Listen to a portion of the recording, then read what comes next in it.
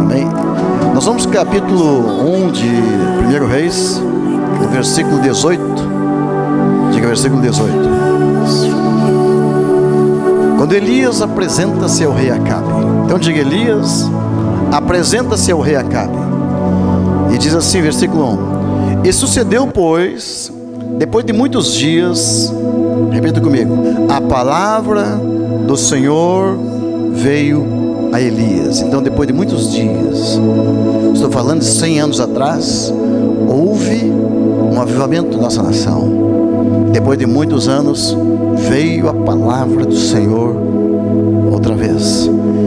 E essa palavra que veio a Elias diz: no terceiro ano, a palavra de Deus veio dizendo: vai, diga vai, apresenta-te a Acabe, porque darei chuva sobre a terra. Então aqui tem uma profecia, diga uma profecia. Deus manda uma palavra, diga uma palavra do céu, e o profeta leva a palavra. E o versículo 2 diz: e Elias foi apresentar-se a Acabe, e a fome era extrema em Samaria. Então disse Elias, agora é o verso 22. Vamos ao verso 22. Quem conhece a história, diga amém. Elias se apresenta para o rei e faz um desafio. Então diga comigo: Elias faz um ato profético. Ele chega para o rei e faz um desafio. E diz: até quando vocês vão ficar cocheando entre dois pensamentos? Vamos lá e para o monte, traga os profetas de Baal e vamos fazer um ato profético. Vamos ver qual que Deus vai responder. No versículo 22, na hora de, que é a parte importante que nós vamos ler hoje: então disse Elias ao povo: só eu fiquei por profeta do Senhor, e os profetas de Baal são 450 homens. Verso 23: desse-nos, pois, 2 bezerros. Então diga: 2 bezerros. E escolham para si um dos bezerros, e dividam em pedaços, e ponham sobre a lenha. Porém não lhe coloque fogo. E eu prepararei o outro bezerro, e eu porei sobre a lenha, e não lhe colocarei fogo. Verso 24: então invocai o nome do vosso Deus, e eu invocarei o nome do Senhor. E há de ser que o Deus que responder por meio de fogo, repita comigo: o Deus que responder por meio de fogo, esse será Deus. E todo o povo respondeu dizendo: é boa essa palavra. Amém? Pode sentar, filhos de Deus. Essas duas cortinas ficam no lugar.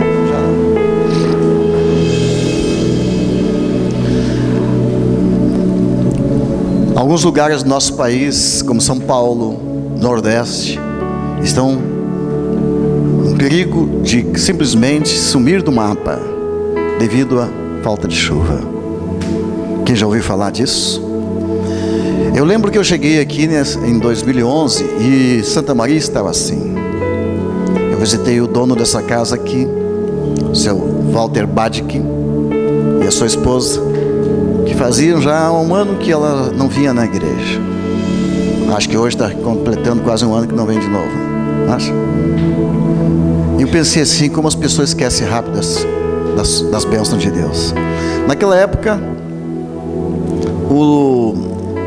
a pastora disse: olha, o proprietário aqui mandou dobrar o aluguel, porque veio uma seca tão terrível que o açude secou, os peixes morreram, os animais estão mortos e simplesmente não chove. Eu lembro que fui na casa do seu Walter Badic, perguntei: o senhor quer dobrar o preço do aluguel porque isso aí vai resolver a sua situação? Ele disse: não resolve. E o que resolve a sua situação? A chuva. Então vamos combinar assim: o senhor não cobra aluguel 3 meses e Deus manda a chuva que o senhor está precisando. E ele topou. E a primeira coisa que ele disse: quantos cordeiros o senhor tem? Só: olha, pastor, sobrou só 50, mas os peixes morreram tudo, o açude está seco, os animais estão mortos, estamos numa miséria. Mas sobrou 50 cordeirinhos. Falei para ele: 50 não, 49. Por quê? Porque um o senhor vai dar. Tem uma festa dos pobres E o senhor vai dar um cordeirinho. E ele topa. E aí Deus vai abençoar os 49. Porque o 50 é um número especial. 50 fala de jubileu. Cada vez que na Bíblia aparece a palavra 50, é porque tem uma bênção de restituição de tudo que foi perdido. E se houve uma seca, foi perdido muita coisa. Então é preciso uma restituição. Esta seca, ela acabou com metade sul do nosso país, do nosso estado. Aqui num lugar chamado, não sei se é Rosário, onde diz lá onde eu morava, 8 meses sem chuva. Bagé, e 8 meses sem chuva. Mas Deus mandou as chuvas através de um ato profético igual esse que eu vou pregar hoje. Amém? Veio as chuvas. Hoje o Rio Grande do Sul está inundado em água. Falta só sair de canoa na rua. O gado está feliz, está gordo e lindo. Como meu avô dizia, né? A vaca está gorda e linda. Naquele tempo as mulheres também eram, quando era gordo, era chamado gordo e linda. Hoje não, hoje acho que tem que ser magra, uma régia assim. Mas ninguém quer vaca magra, nem boi magro, não é verdade? Então, em Bueno, qual é melhor, ser gordo ou magro? Lá na tua casa tem dos dois, né? Lá em casa também tem, todo lugar tem. Mas é melhor ter uma gordurinha para gastar do que não ter mais nada para gastar, não é verdade? Passa um deserto 40 dias sem comer aí, gordinho resiste mais. Amém? Mas então diga comigo: seca é maldição. Quando o povo peca, quando a maldade enche a taça, que no céu é medido tudo em taças. Então encheu a maldade, e então Deus para de mandar chuva, porque as pessoas não agradecem, as pessoas não se lembram de agradecer. Então eu me lembro que aquela época era Natal, 2011, e Deus mandou as primeiras chuvas em Santa Maria. Foi exatamente na hora da festa das crianças pobres, e o seu Walter deu um animal, e a terra dele ganhou, na próxima semana, 110 milímetros, e a chuva veio. Amém? E talvez a tua vida não seja falta de chuva, mas pode ser que haja uma seca em 4 níveis da sua vida. Nós temos 4 níveis de vida, diga 4 níveis. Tem um nível físico, pode ser que você precise de uma bênção física. Talvez você esteja precisando de uma bênção na área física, saúde, ou uma renovação física. Você está se sentindo cansado, desanimado. E talvez no segundo nível de vida, que é emocional, casamento, filhos, talvez está tudo seco. Casamento não tem mais graça, está tudo difícil na vida emocional. Talvez na vida financeira, pode ser que haja uma grande seca, ou na vida espiritual. Eu vou falar do Brasil. O Brasil está vivendo um deserto espiritual. Lá em Belém, alguns anos atrás, 2 missionários vieram com uma mala debaixo do braço. Era uma mala meio parecida com esse bujão que o pastor Isaías me deu aqui. Como é que chama isso aqui, pastor? Baú.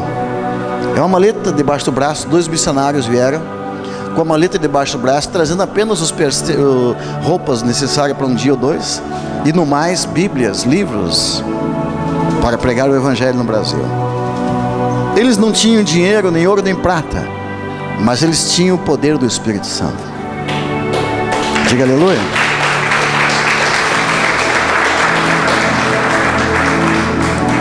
E eles entraram pela selva e por tantos lugares fazendo sinais e maravilhas, e começou a falar em línguas no Brasil, o mover do Espírito Santo no Brasil.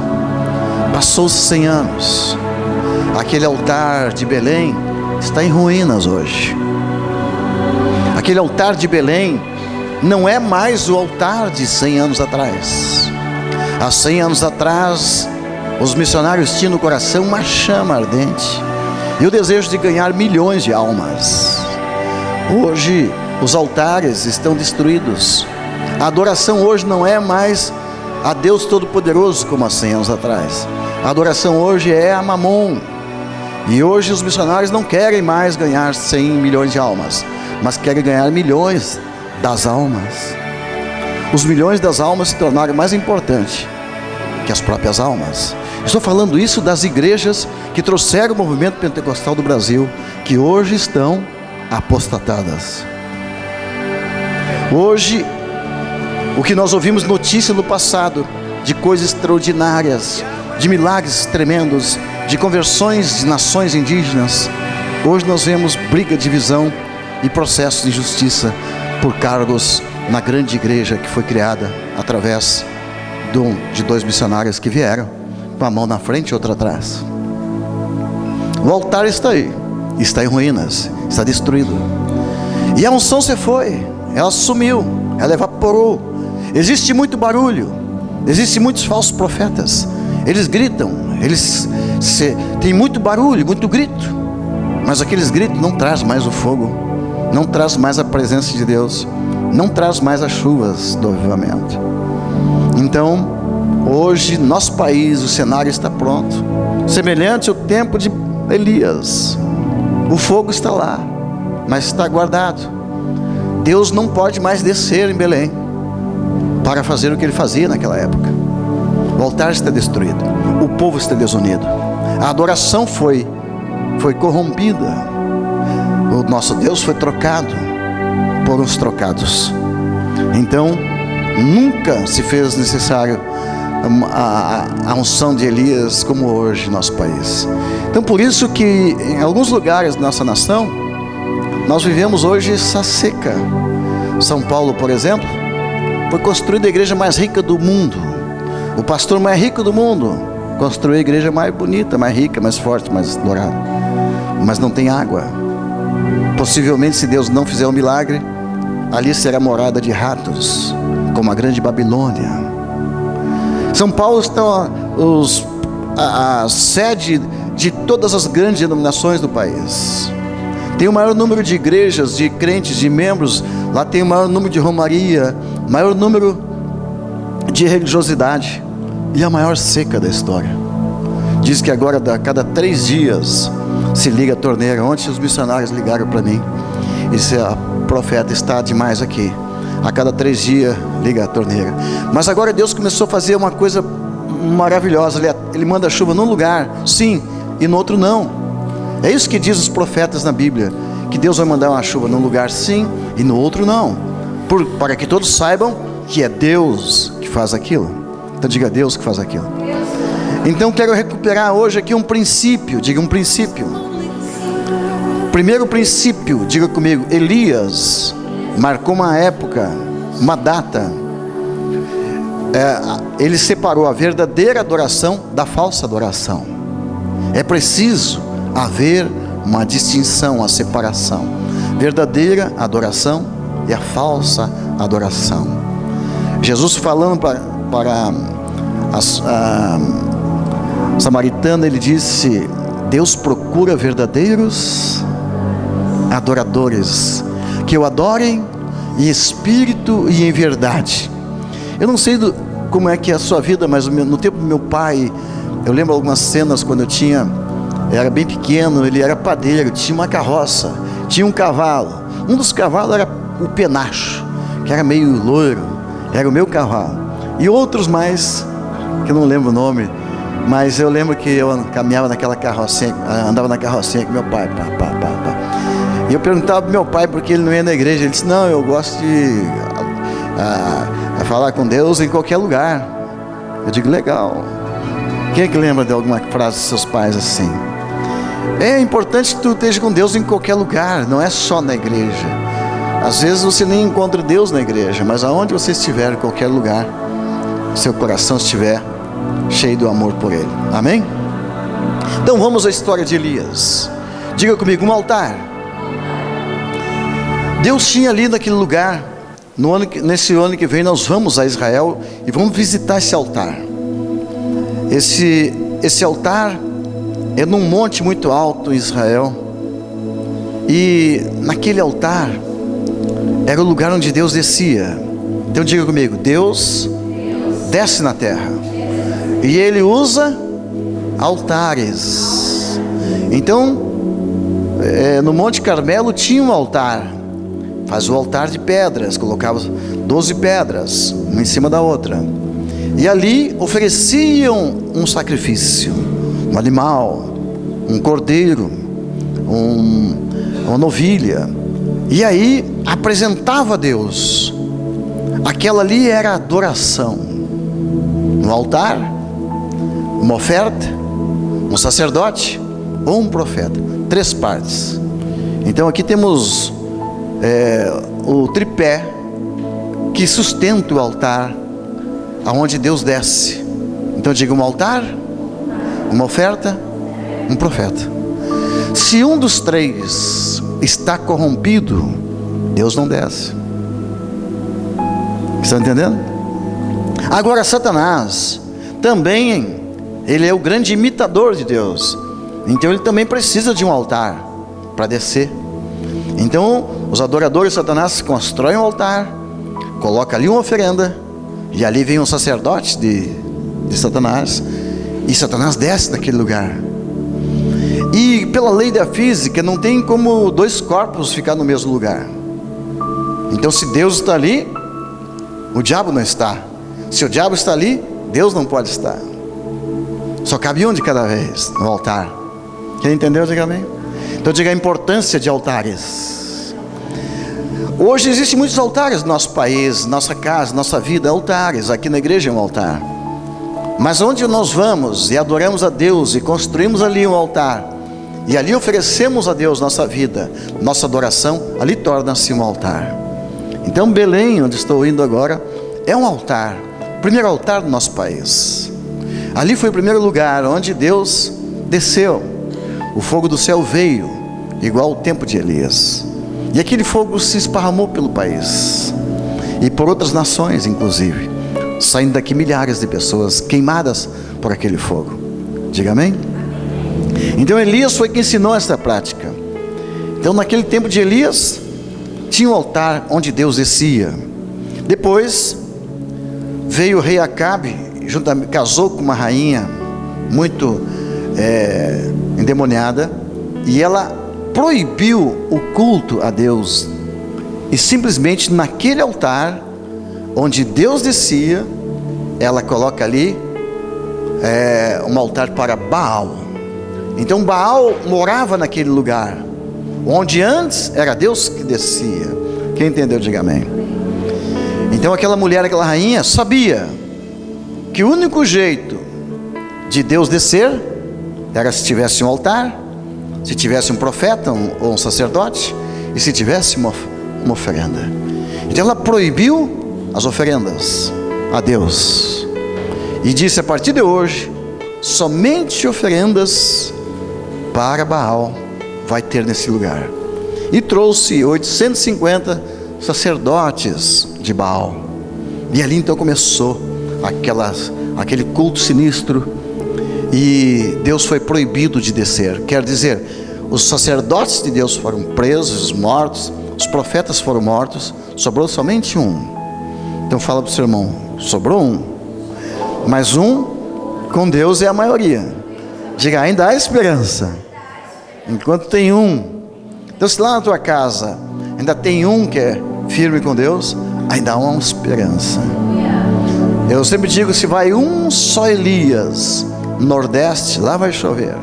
Se vai um só Elias em São Paulo, lá vai chover, porque ele tem uns princípios, ele sabe como fazer um altar, sabe como colocar uma oferta, e sabe como orar e trazer a presença de Deus. Diga aleluia. Eu quero ensinar você a fazer isso. Então Elias, primeira coisa que ele fez, Deus disse para ele: Elias, vai lá e diga para o rei que eles estão fazendo uma coisa errada.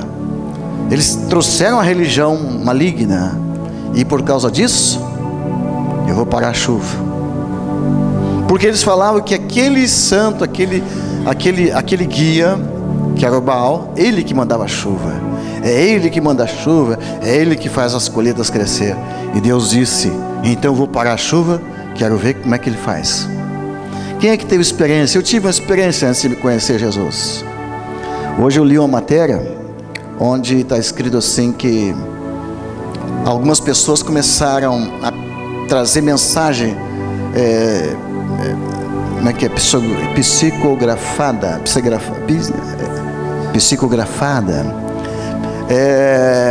de jovens que morreram na Kiss. E eu estou escrevendo sobre isso. Na resposta me pediram para escrever sobre isso. Eu disse, no passado, eu vim a Santa Maria. Eu conheci a minha esposa, ela tinha menos de 15 anos. E com 15 anos ela começou a ter uma disritmia cerebral. E nada curava aquilo.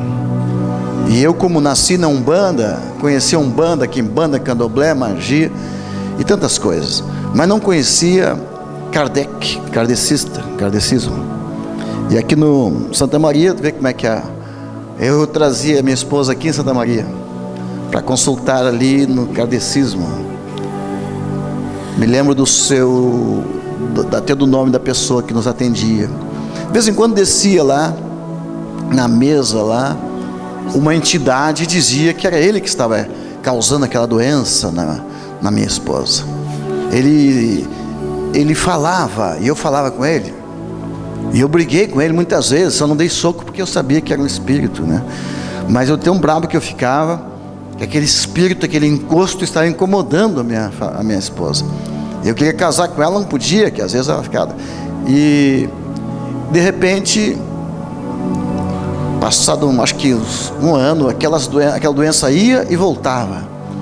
E um dia eu estava querendo noivar, e eu fui lá na loja lá e dei uma olhada nas alianças. E quando eu pensei em noivar no dia do aniversário dela, que é daqui uns dias, se prepara já, tá? Então aquele espírito, quando eu cheguei no centro espírita, ele disse para mim, eu estou bravo que tu está querendo noivar naquele dia. Como é que ele sabia? Eu fiquei assim, como é que esse espírito sabe que eu ia noivar? Isso eu não contei para ninguém. Então existem essas coisas lá, nessas mesas tais aí, que se manifestam no espírito e diz muita coisa da vida das pessoas. É capaz de imitar até a voz, mas não é a pessoa que morreu. Aquilo ali é um espírito que acompanhava ela. Então eu descobri isso naquela época já, quando eu comecei a buscar Jesus. Então eu descobri que aquele espírito não era aquele que ele dizia ser, mas era um imitador. E depois de muitas tentativas, nós vimos que tudo isso era falso, que não resolvia o problema. E quando conhecemos Jesus, nós damos um basta, nunca mais queremos saber disso. E aí o pastor, eu lembro que ele falou para nós assim, esses espíritos, a gente não doutrina eles. Aqui na igreja nós mandamos embora, expulsamos para nunca mais voltar. Diga amém?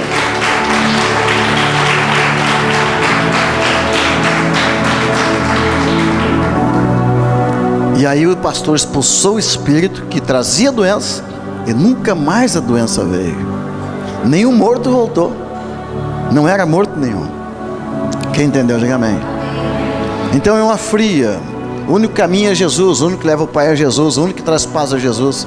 E Jesus Cristo é o único que pode um dia fazer com que você encontre os teus queridos que partiram. Quem entendeu, diga amém. Então voltando, assim no tempo de Elias tinha essa religião falsa. E aí Deus fez a diferença, mostrando a verdadeira. E então chegou uma época que estava todo mundo envolvido na religião falsa. E aí Deus mostrou a diferença. Não choveu mais, e Deus não desceu mais, e começou a morrer milhões e milhões de pessoas. Não parava mais de ter enterro, mais morte, e morte, e morte. Então daqui um pouco, passou 3 anos e meio, e Deus manda Elias de volta. E aqui chega o nosso ponto. Elias chega e faz um desafio. Sou o rei, vocês dizem que esse aí é o tal de Deus, e eu quero dizer que o meu Deus é que é o Deus verdadeiro. Então faça um desafio. Vamos lá para o monte, vamos fazer um altar, e vocês vão oferecer um sacrifício, e eu vou oferecer o meu sacrifício. E aquele Deus que responder com fogo, diga, aquele será o Deus verdadeiro. E todos nós vamos, diga, todos nós vamos adorar aquele que responder com fogo. Amém? E o povo disse, boa a sua proposta. Quem acha boa, diga aleluia. aquele Deus que responde com fogo, é esse que nós vamos adorar. Amém? Então diga: responde com fogo, Senhor. E aí então Elias vai e faz o desafio e diz assim: traga 2 bezerros. Trouxeram um aqui e outro aqui. Só vocês são os primeiros, ofereça o primeiro.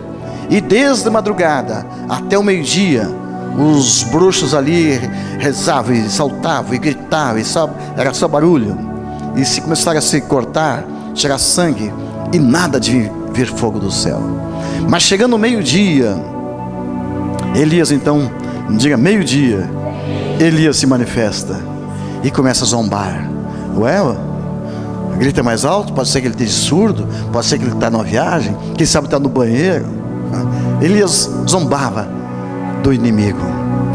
E quando chega às 3 da tarde, diga 3 da tarde, quando chega a hora da oferta de manjares, é a hora que Elias escolhe para orar. Então diga 3 da tarde, a hora da oração. Olha que interessante, tem hora. Aquela hora era, eu vou falar sobre isso daqui um pouco, mas é importante que naquela hora ele orou e Deus responde com fogo.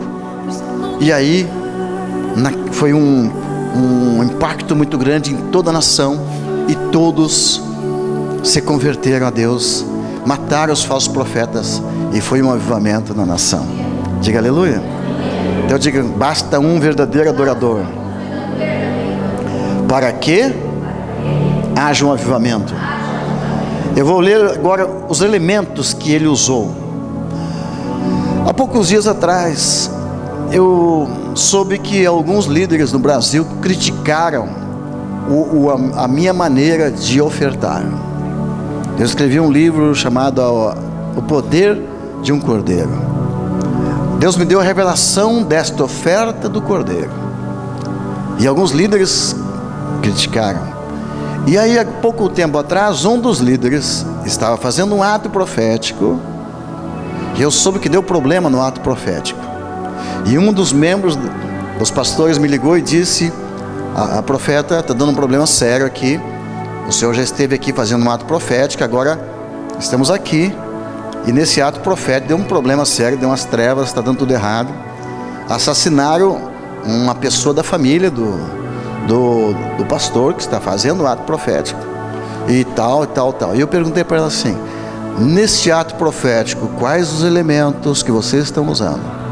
É sal, é farinha, é isso, aquilo. E eu perguntei: e oferta? Não tem. Digo: não tem não, sempre tem. Se você não coloca ali uma oferta, então o inimigo vai pegar a oferta que ele quiser lá na tua casa, e já matou um. Então é uma coisa muito violenta. É um ato profético, é um desafio ao inimigo, é frontal, tem que ter direção. Então vamos lá, diga algumas coisas importantes. Diga: primeira coisa, Deus tem que falar. Então, se Deus não te disser, vai lá e faz, segura as pontas, peão, não vai. Aleluia. Fica em casa dormindo, assiste Fantástico. É ruim, mas vai ser melhor do que fazer alguma coisa que Deus não te mandou fazer.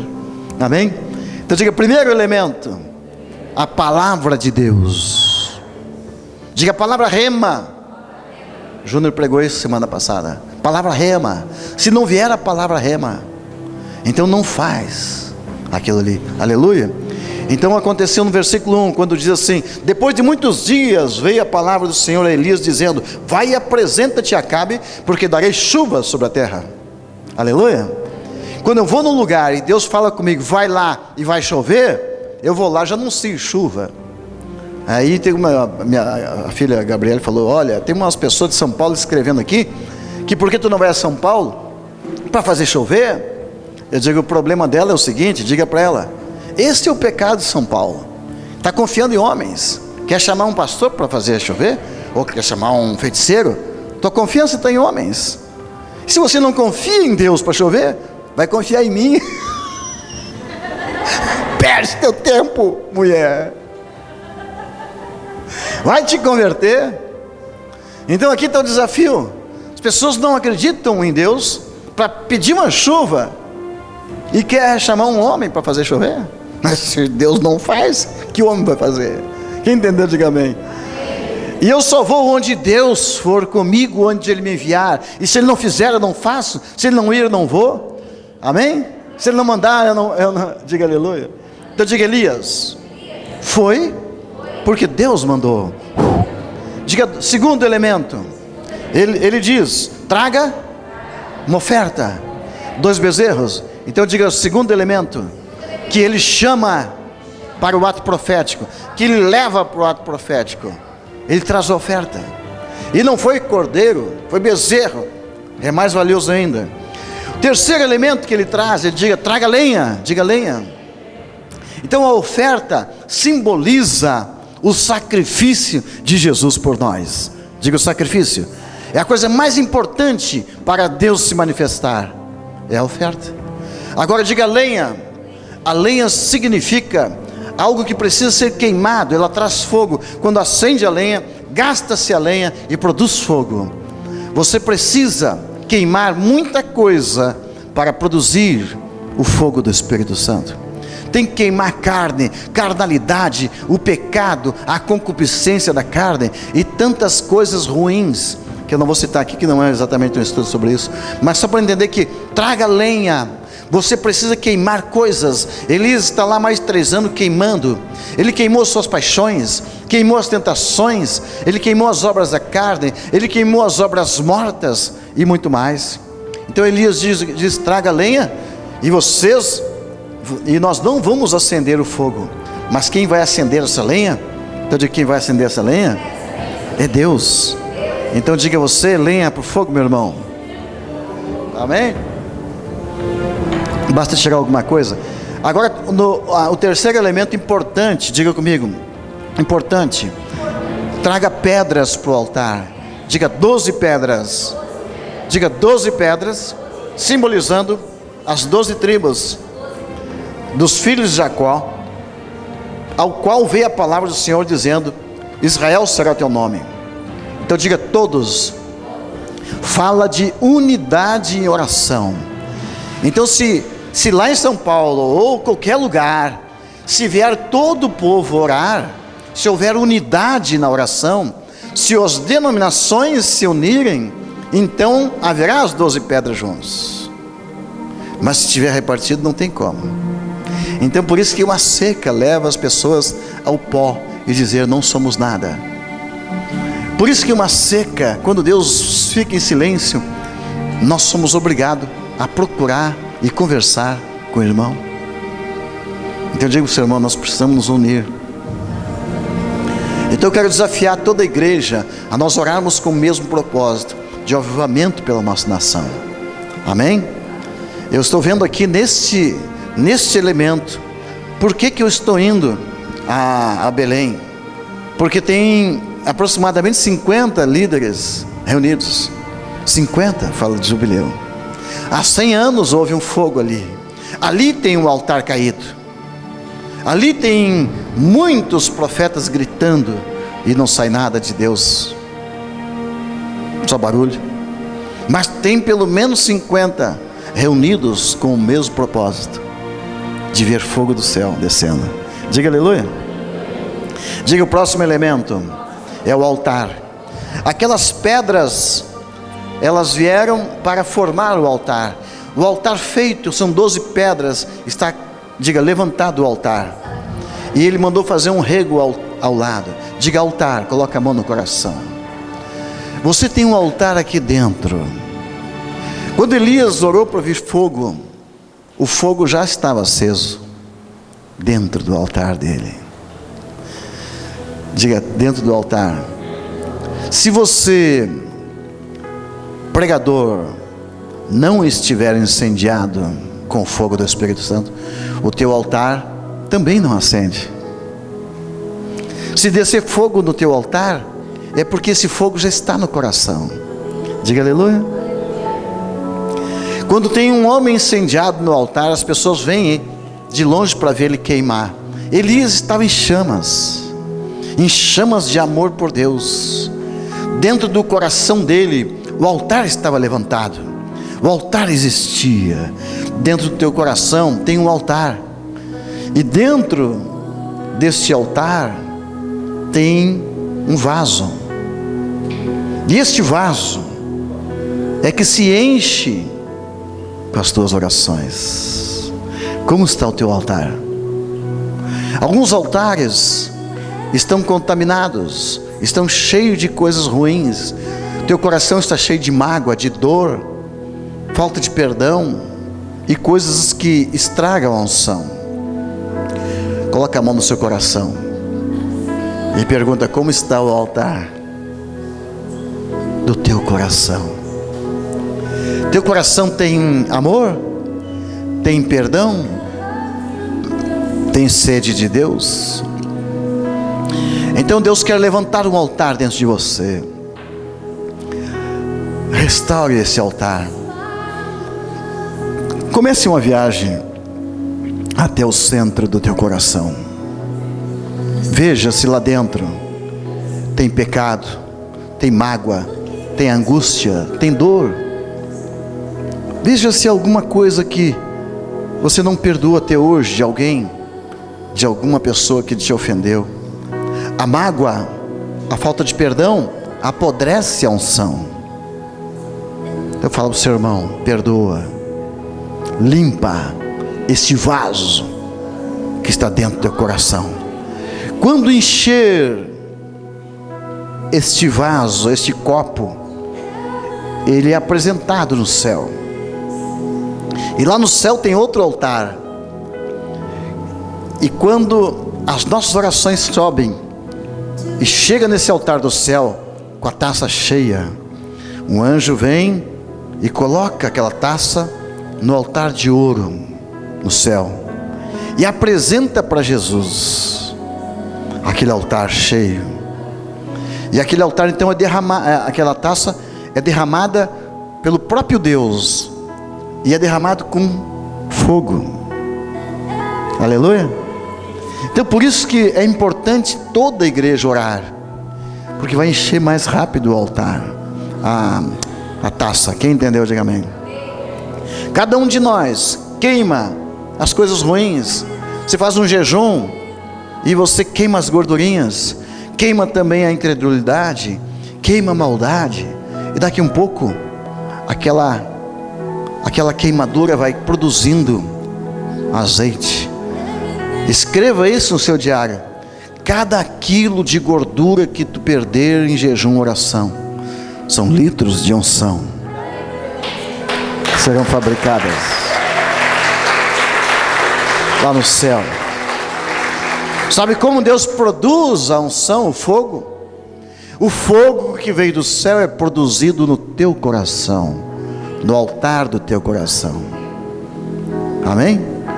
Agora nesses dias, muitos jovens aqui estão saindo para um retiro de 40 dias, 60 dias. O Júnior está fazendo um grupo de 6 pessoas. Outros, os pastores, tem pastor vindo de São Paulo, já estão aí, né, com Bélico.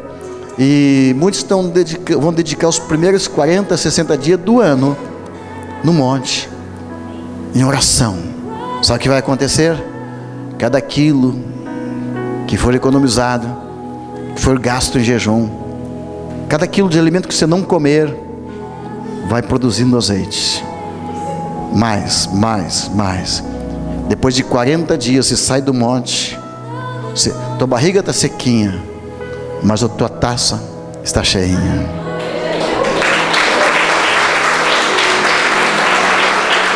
Diga aleluia. Então o altar fala do nosso coração. É ali, naquele altar, que Jesus olha. Ali é o nosso coração. Quando Jesus estava na terra, ele sentava do lado do gasofilácio e ele ficava olhando para as pessoas que traziam suas ofertas. Por que ele olhava? Diga comigo: por quê? É naquele altar que você vê o que está no coração do povo de Deus. Aleluia. É ali que Jesus via o coração. Então é disso que fala o altar. Então Elias restaura o altar. o altar de Israel estava destruído, porque no coração dos homens havia amor por tantas coisas, menos por Deus, porque fazia 3 anos e meio que ninguém trazia uma oferta para Deus. Então o coração deles estava cheio de coisas. É importante falar isso. Nós temos uma adoração doente no nosso país. A adoração do Brasil precisa ser sarada, porque as pessoas chamam de adoração um grupo de pessoas que vem cantar e canta para Deus, mas um cantor, um adorador que cobra 100 mil para cantar, ele não está adorando. O coração dele está cheio de coisas, mas não de amor por Deus. Mas o contrário também é verdadeiro. Quando você tira coisas do coração, entrega para Deus, aí é uma verdadeira adoração. O Elias também mandou fazer um rego ao redor do altar. Ele fez valas. É importante, quando você quer que o rio corra na tua vida, você fazer um caminho. Diga, fazer um caminho. Existe um caminho, existe um rego ao redor do altar, que eu vou dar um segredo para você. Se você quiser assistir a nossa aula sobre Elias, o tisbita, eu gravei umas imagens daqui até o monte. Esse é o meu rego, o rego ao redor do meu altar. É a caminhada que eu faço daqui até o monte, dá 49 quilômetros no taco. Isso te fala alguma coisa? 49 do jubileu, mais um da 50. E Deus me mostrou, está vendo? Tu sai daqui todo dia de manhã e vai para o monte, dá 49 quilômetros. Quando vai fechar os 50, chega na cabana no monte. Todo o caminho daqui até lá está cheio de água.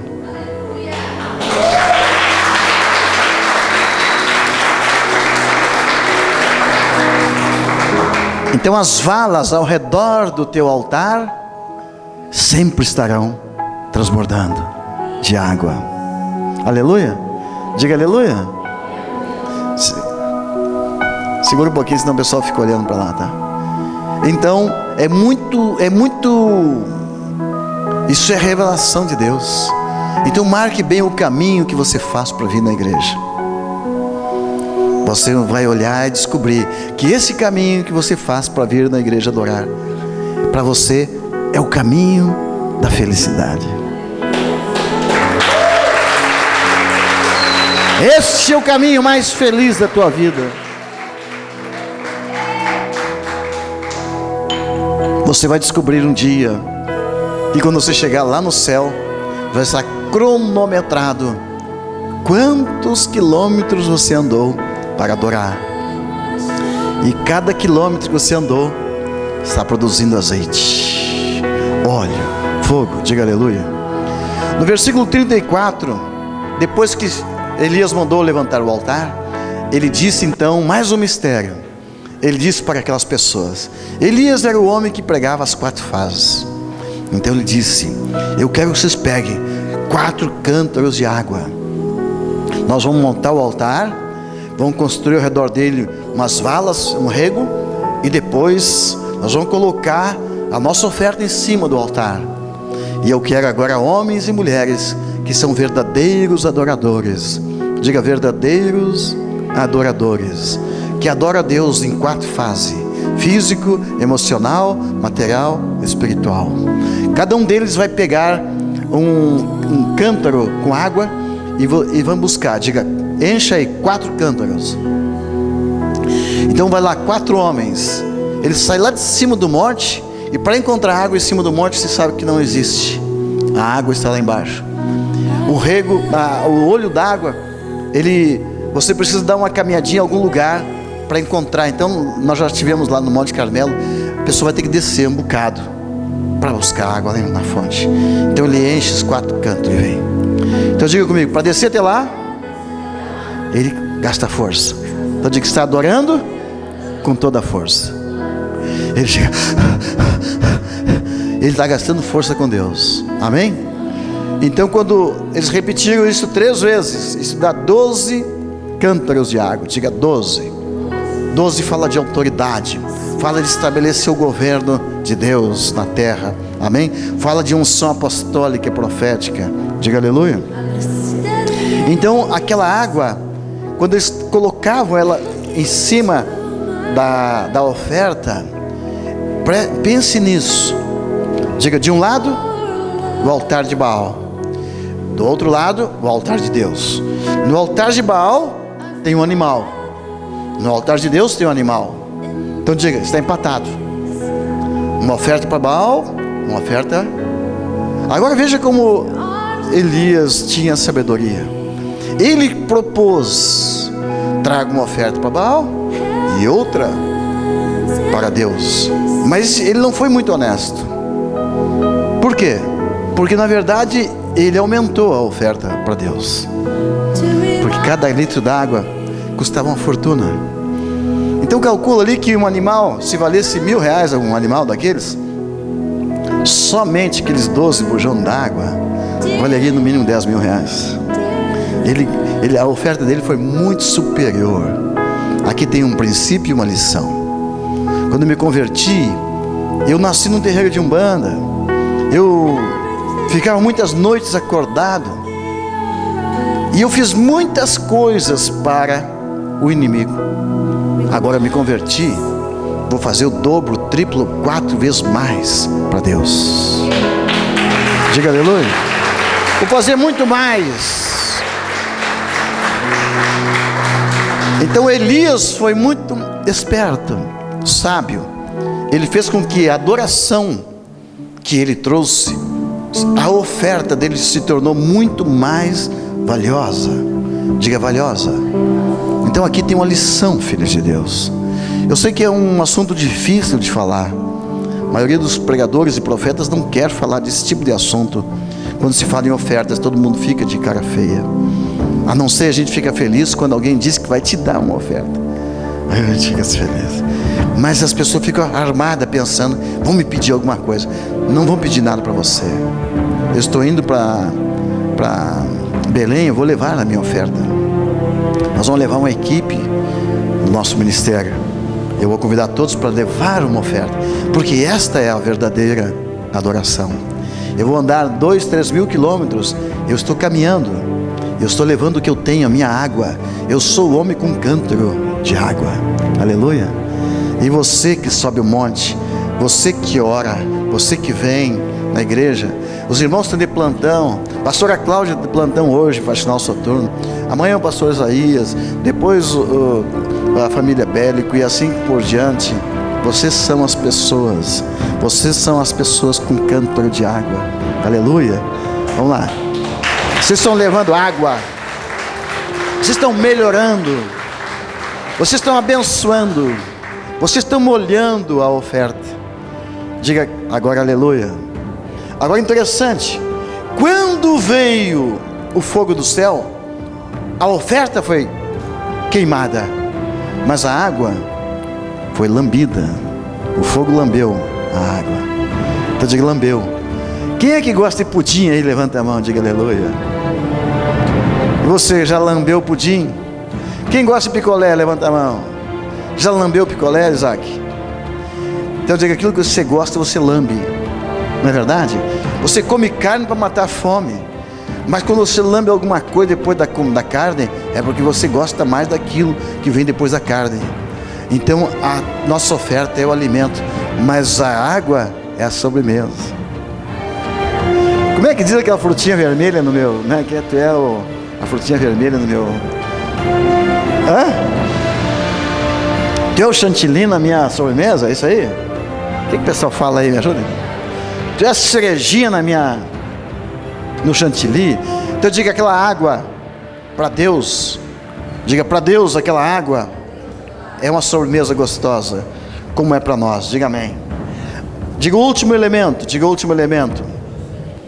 Eu estabeleci 7 elementos aqui. Na verdade são 8, mas o último não é físico. Mas diga o 7º. Olha o que aconteceu. Elias prepara o altar. Então diga, Elias restaurou o altar. Ele colocou 12 pedras. Diga, trouxe o povo para a unidade. Diga, unidade em oração, unidade em visão. Diga, unidade. Ele trouxe uma oferta. ele colocou água, e agora às 3 da tarde, o que ele fez? Diga, às 3 da tarde, Elias ora. 3 da tarde. Diga, a hora da oração. Filhos de Deus, faça assim com essa mão. 3 da tarde. É muito, muito, muito, muito importante um segredo que eu vou dar para você. Quando eu estou viajando para outro lugar, outra cidade, outra nação, a minha família já notou isso aí. Que já nós estamos indo, está indo as nuvens. Domingo nós saímos daqui para Lagoão, mas estava quase uns 40 graus, né? Quando eu fui abrir a porta, aqui eu senti o vento. Aí eu voltei para fechar a janela. Uma tormenta, parecia uma tormenta. O vento começa a soprar de lá. Estou viajando para lá, o vento está indo junto. E as nuvens se formando. E eu fui lá escutando as mensagens dos irmãos. Pastor Isaías vai e prega essa oração. Depois do pastor Isaías vem o Júnior, fala sobre a palavra rema. E daqui um pouco vem, e cada um foi falando uma palavra. Diga, cada uma palavra. E eu cada palavra eu batia foto. As nuvens estavam aumentando. Diga, as nuvens aumentando. É muito importante, quando você marca encontro com Deus, saiba que Ele estará lá. Quando você marca um encontro, Ele estará lá. E as nuvens que Ele manda simboliza a presença dEle, a sua glória. Aleluia. Ele se esconde atrás de nuvens escuras. Quando vem nuvens escuras da chuva, tenha certeza que do outro lado está o nosso Deus. Diga aleluia. 3 horas da tarde é a hora da oração sacerdotal. Por quê? Diga por quê. É a hora que, junto com as outras ofertas, é colocada uma oferta especial. Diga, uma oferta especial. É a oferta de manjares. Diga, por que aquelas ofertas de manjares? Diga, aquelas ofertas é muito importante. Tanto é que lá em Daniel capítulo 9, alguma coisa, quando o anticristo vier à terra, a primeira coisa que ele vai cortar vai ser as ofertas que Elias apresentou para Deus. Se é tão importante para o anticristo cortar essas ofertas, devemos saber por quê. Então Elias escolheu trazer uma oferta de sacrifício, que é o novilho. Mas a outra oferta que não é citada na nossa Bíblia, mas entre vírgulas, nós sabemos o que significa.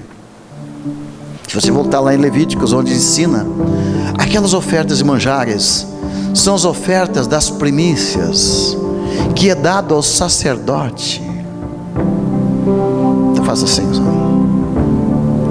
Então a hora que Deus escolheu para mandar fogo, foi a hora que era entregue a oferta para a comida do sacerdote. Nós não ligamos hoje, mas você vai em Israel, quando tem uma colheita, os primeiros frutos são tirados da colheita e é trazido para o sacerdote. O sacerdote pega e faz assim, ele move a oferta.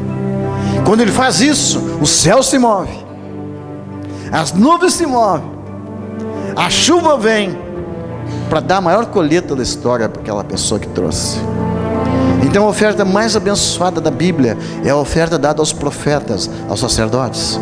Era pouca, era um pequeno feixe, mas aquilo que trazia o fogo. Então Elias foi esperto. Deus não descia ali há 3 anos e meio, mas lá no céu estava cheio de oração armazenado. Eu também sou esperto, falando de sabedoria. Eu vou num lugar, eu sei quando tem muita oração. Eu fui à Bahia, eu sabia que toda a Bahia estava orando para chover. Estava cheia as taças no céu. E o pastor disse, as nuvens vêm, se formam, mas não chove. E eu falei, eu sei por que não chove. Eu tenho uma chavezinha para fazer chover. É uma chavezinha pequenininha, mas eu sei como é. Está cheio lá no céu. Se tivesse vazio as nuvens, eu nem ia. Mas eu sei que tem muita oração na Bahia. Então qual é a chavezinha? Pergunta, pastor, qual é a chavezinha?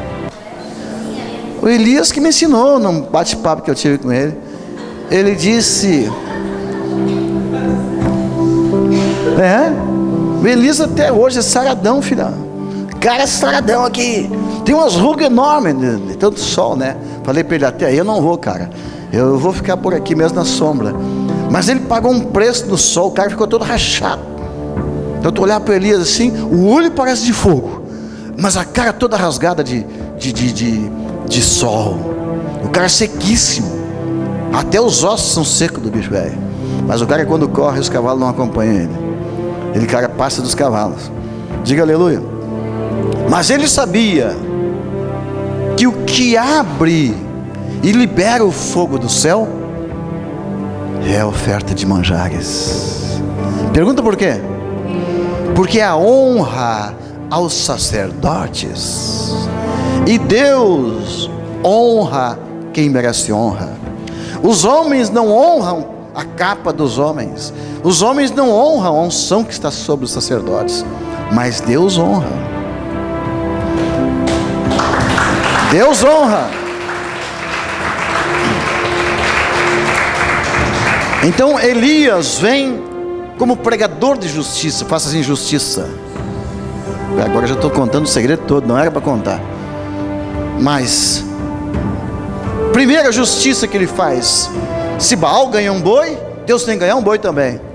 Segundo ato de justiça que ele faz: os sacerdotes de Baal comem o melhor da terra, e os sacerdotes de Deus tem 100 deles nas cavernas comendo pão e água há 3 anos e meio. Os caras estavam brancos que nem um fantasma, e magro que dava dó. Tá morrendo. Pensa nos caras feios. Chega ali, primeira vez em 3 anos e meio, que vão comer manjares. Aí Deus fala assim: vocês vão dar manjares para os meus sacerdotes? Então eu vou mandar fogo. Aleluia. Então nunca se esqueça disso. Honre seus profetas, honre seus pastores, traga as primícias dos primeiros frutos da terra. Aquilo ali é que traz o fogo do céu. Aleluia. Então Elias tinha essa chavezinha, que era uma chavetinha pequenininha, mas usada às 3 da tarde, a hora da oferta de manjares, a honra aos pastores. Foi a hora que veio o fogo do céu. Diga aleluia. É nesta hora que veio o fogo do céu. Para concluir então, naquela hora Elias, diga, orou o 8º elemento. Preste bem atenção. A pastora Eula vai dar um estudo sobre isso. Cada um dos nossos pastores vai dar um estudo sobre alguma dessas áreas que eu estou falando hoje. Cada área dessa vai nos aprofundar mais e mais. Mas agora escute isso: a importância de um profeta. Deus não mandou fogo enquanto o profeta não chegou. Não veio fogo e nem a chuva. Aleluia. Eu fico dando risada do diabo. E enquanto eu estava indo para a Bahia, uns falsos profetas ali em Goiânia e outros lugares começaram a falar mal das minhas ofertas, dos meus livros. Eu digo, olha, o cara está gritando. Eu fui numa cidade onde tem um desses que malhou e até hoje está falando de mim. Eu vi uma romaria de católico que nunca vi na vida, a quantidade naquela cidade. De meu Deus, um dos maiores líderes do Brasil dizem que o homem é grande, é isso, é aquilo, poderoso, mas onde ele tem só tem romaria, onde ele tem só tem idolatria, e não cai nem uma chuvinha no lugar desse. E ainda chega um profeta para trazer um cordeiro para ele, ele amaldiçoa o profeta. Tem que morrer uma praga dessa, não é verdade? Só pode ser atacado pelos gafanhotos. Então faz assim: atacado pelos gafanhotos. Não, eu estou falando sério e quero que ele saiba disso. Porque o cara está mal financeiramente, tem uma desgraça na família, uma tremenda desgraça, o diabo atacando seus filhos com prostituição, ministério acabando, e chega um profeta para abençoar e liberar os céus, o cara amaldiçoa. Só pode trazer morte. Então Deus quer ensinar a nossa nação: honre seus profetas. Então diga: honre seus profetas. Crede nos profetas e prosperareis. Então diga comigo: o altar está montado, a oferta está em cima, tem muita água. Diga: água simboliza a palavra. Tem muita palavra no nosso país, tem muitos sábios, exegetas e tantos pregadores e tribunos e etc, e voz de trovão e outros mais em barulhão, mas não tem fogo. Diga: o fogo Deus reserva aos seus servos, os profetas.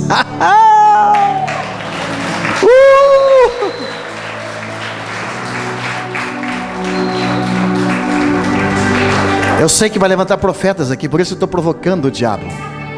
Estou provocando o diabo. Estou rindo da cara dele. Lá no céu a taça está cheia de orações dos santos.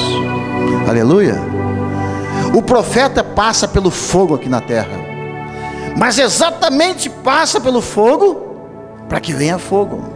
Está acostumado com fogo, o fogo da provação, o fogo da fofoca, da calúnia, da perseguição, o fogo da miséria, o fogo da injustiça.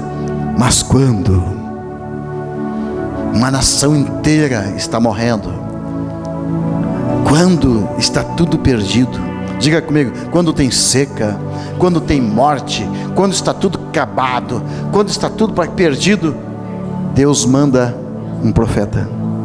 Diga aleluia. Diga: lá vem o profeta. Então um profeta estabelece ali, diga, ele cura a adoração, ele estabelece outra vez o altar, ele expulsa o Baal. Mas o mais importante, digo mais importante, que naquele ato de fé, naquele ato profético, naquele dia,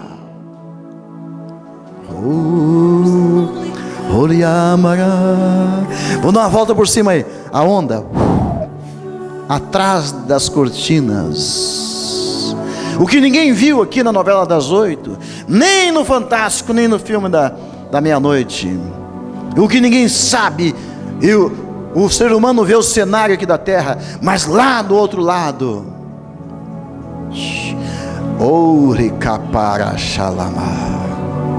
estava vindo uma onda nova de unção.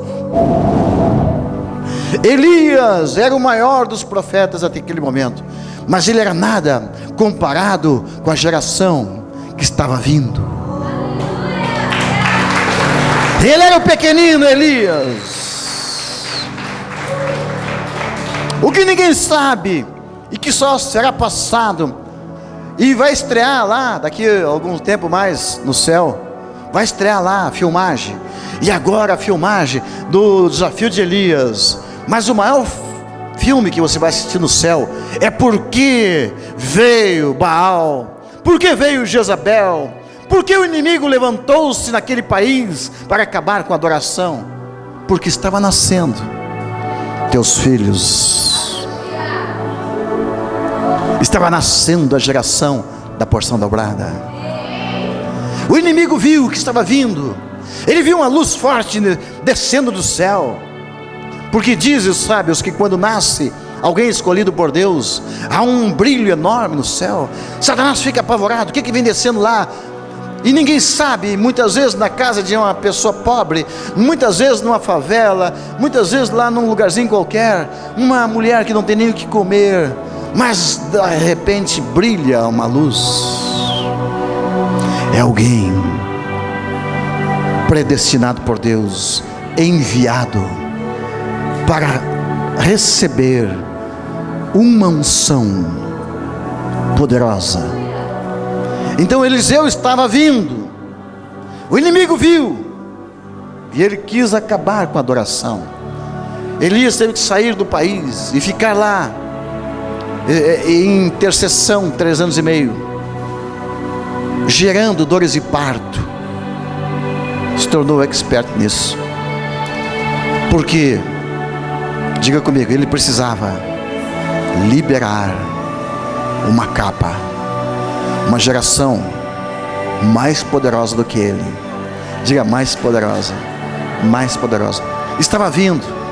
Então toda essa briga toda de Baal, toda esse levante do inferno no reino do norte, é porque a próxima geração estava nascendo.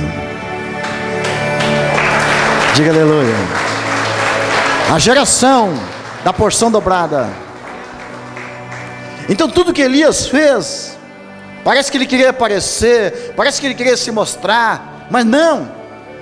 Ele estava ensinando uma criança que assistia ele de longe. Diga aleluia. Ele estava ensinando uma geração como se adora.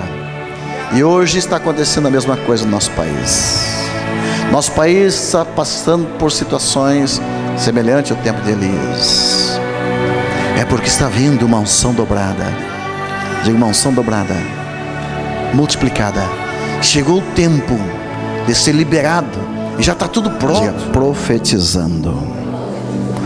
Primeiro elemento que é usado, que Deus manda Elias usar no ato profético: profecia. Diga, profecia. Eu vi o Brasil e vi a cara do Brasil. Sabe como é que é o rosto do Brasil? O Brasil, para Deus, é um menino. E sabe qual a aparência desse menino? É um menino bronzeado.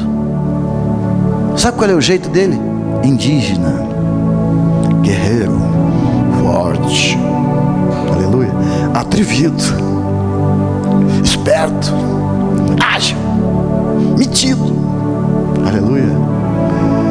No rosto do Brasil, se você pegar, estou falando do menino, diga Brasil, brasa, fogo. Você experimenta jogar óleo numa brasa. O menino, diga menino Brasil, é o menino que está chegando aos seus 14 anos. A idade de tornar-se adulto espiritual. A idade que as crianças dos 13 anos para 14 em Israel, eles passam por a cerimônia Bar Mitzvah, onde ele recebe uma palavra, diga uma palavra, uma profecia. E ali ele recebe o talit dele, recebe o manto.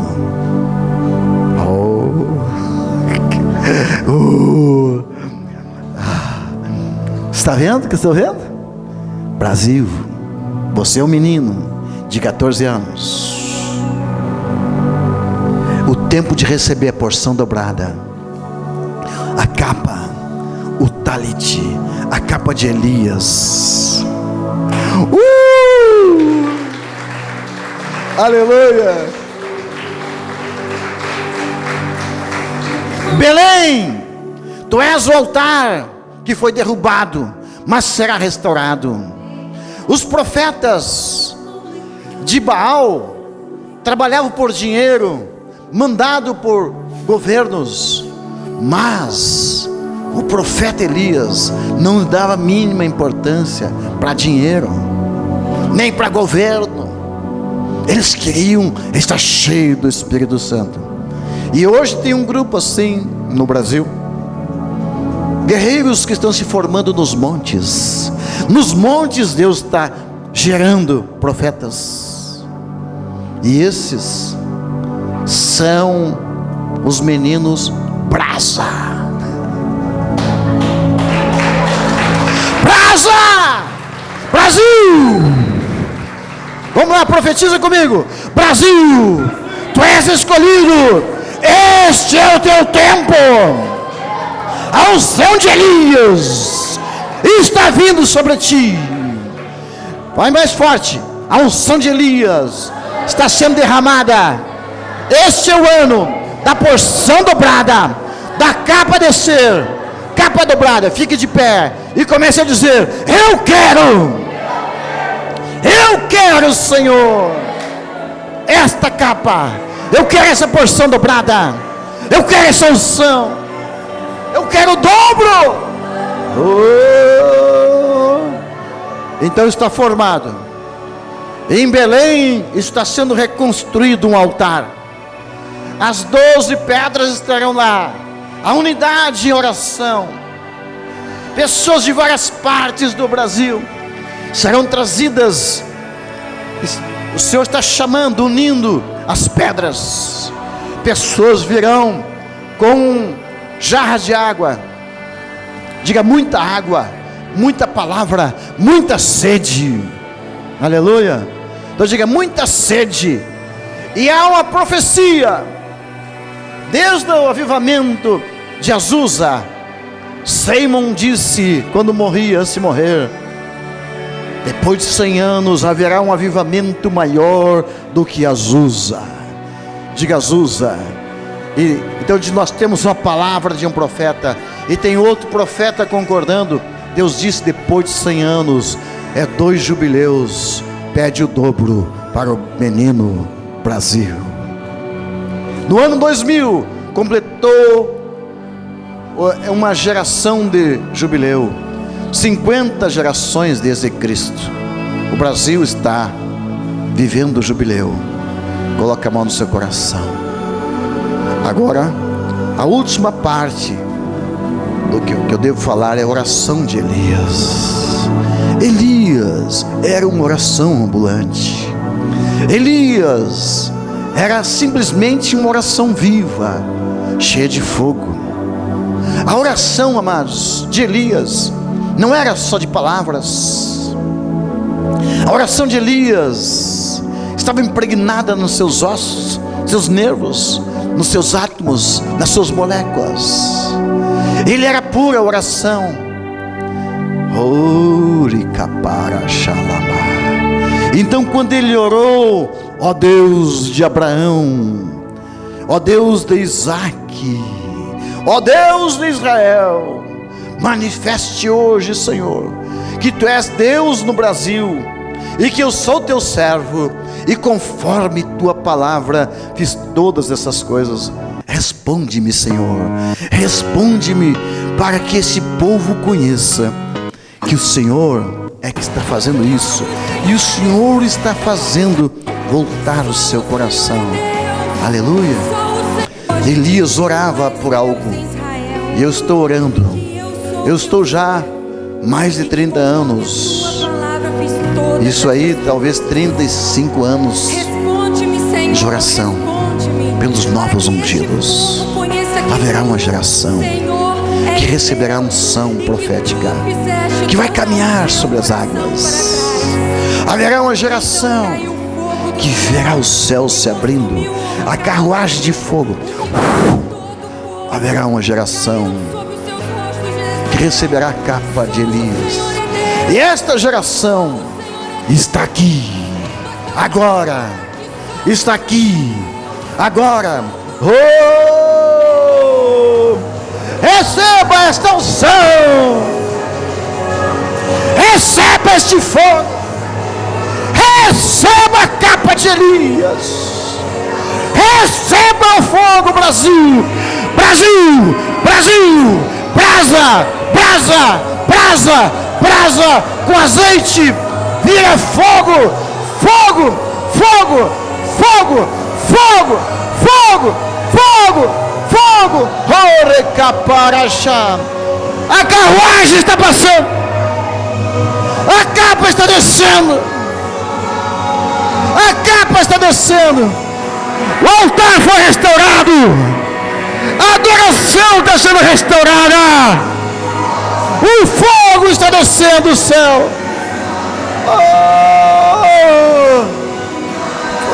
Manda fogo, Senhor.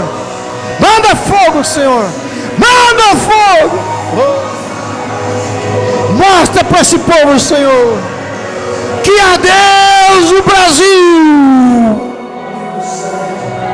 Levante tuas mãos.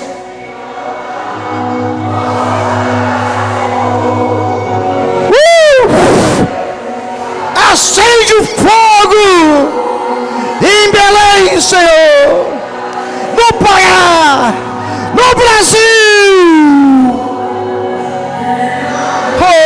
caparachá. Levanta, Senhor, nossas crianças, nossos índios. Levanta nosso povo brasileiro com esta capa de Elias, e manda fogo, e manda chuva, e manda avivamento. Pegue a mão de alguém e ore com ele, e diga: você, o escolhido, este é teu tempo, este é teu tempo. A capa está descendo, o fogo está caindo, o altar está sendo restaurado. Oh, comece a saltar na presença de Deus.